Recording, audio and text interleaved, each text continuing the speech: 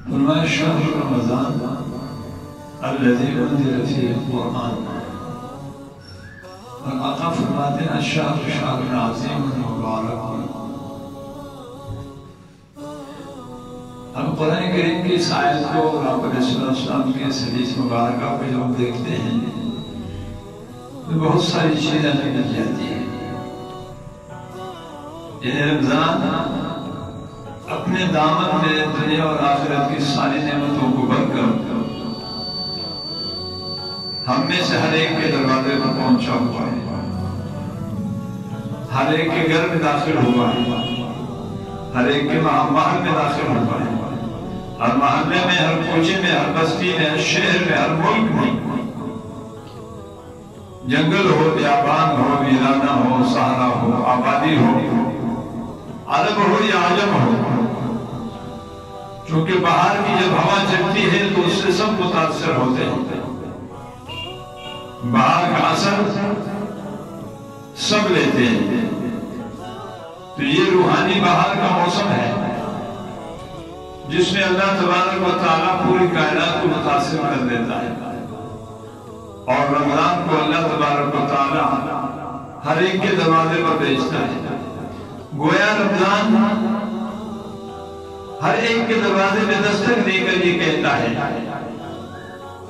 کہ اے روزہ رکھنے والے، اے کلمہ پڑھنے والے، اے مومن،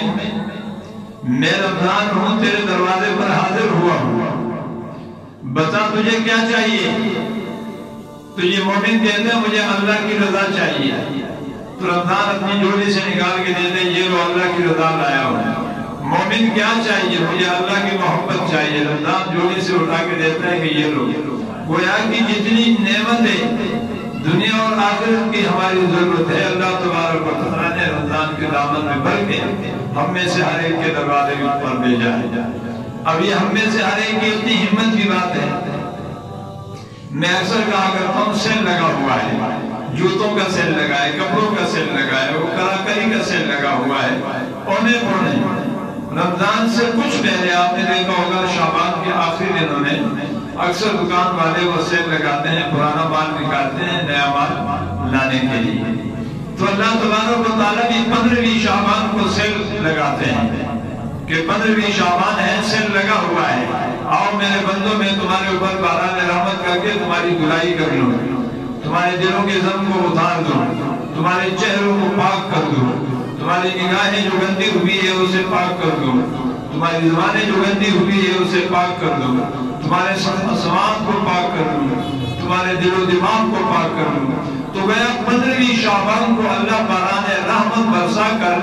بندے کو تیار کر لیتے ہیں کہ یکم رمضان میں جیسے یہ داخل ہوں گے تو کائنات کے سب سے بڑے اللہ ان سے اس کی ملاقات ہوگی رمضان میں، تو اللہ 15ویں شعبان کو اس کی دھلائی صفائی ستھرائی کر کے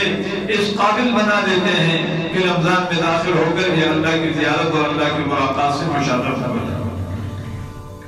اسی لیے 15ویں شعبان کو اللہ تبارک و تعالیٰ گویا سیل لگا دیتے ہیں کہ میرے بندو تیاری پکڑو، آنے والے کچھ دنوں کے بعد جنت بڑا سستا ہو جائے گا، نیکی بڑی سستی ہو جائے گی،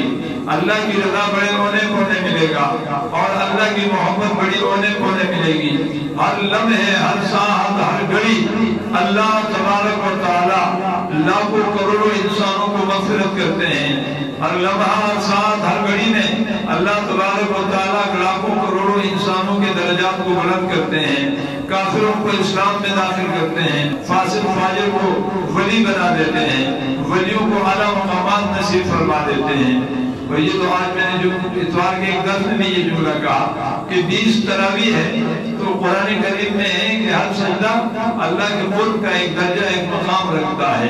یعنی قرآن کریم میں اللہ پاک فرماتے ہیں کہ جو بندہ سجدے میں گرتا ہے تو یہ قرب الہی کے ایک منزل کو طے کر لیتا ہے۔ تو 20 تراویح اللہ نے دی ہے، جس میں 40 سجدے ہیں، تو کم از کم 20 تراویح کی نماز میں ایک تراویح پڑھنے والا مومن اللہ تبارک و تعالیٰ کے قرب کے 40 درجات اور 40 مقامات کو طے کر لیتے ہیں۔ تو اللہ تبارک و تعالیٰ ہمیں بھی اس رمضان المبارک سے خوب فائدہ دینے کے اور اللہ کو راضی کرنے کی توفیق نصیب فرمائے۔